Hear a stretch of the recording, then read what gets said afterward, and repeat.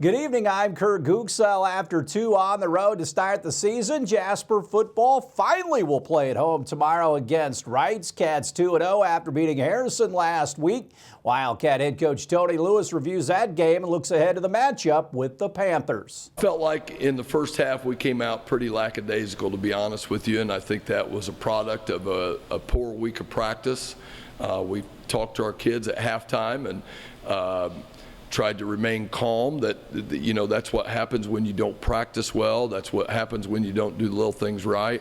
That's what happens when you don't do things in great detail and things like that. So we addressed it at halftime, made some adjustments in terms of what we were running formation-wise to get them spread out a little bit more, had some success throwing the ball in the second half. And, I thought we played a little bit harder in the second half, but again, it comes down to preparation. If we're not going to be prepared, then that's what's going to happen to us. What do you expect out of Coach Brunson and Wrights this Friday? Well, I think Wrights is on a roll. They put up 41 and had the shutout defensively. They're playing well on both sides of the ball. Corey loves, Wrights loves scoring a lot of points. That's kind of their MO. So defensively, we've got to cover a lot of different options for them.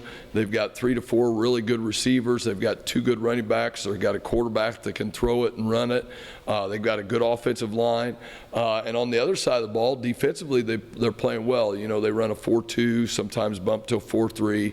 They'll get in a 2 safety look. So they got a little bit younger defense as opposed to their offense is a little bit more experienced, but they're flying around and hitting people. So we're going to have our work cut out for us. Sure, you and the guys are glad to be home? We are. Finally get to come home, and we expect a big crowd here. It should be good weather.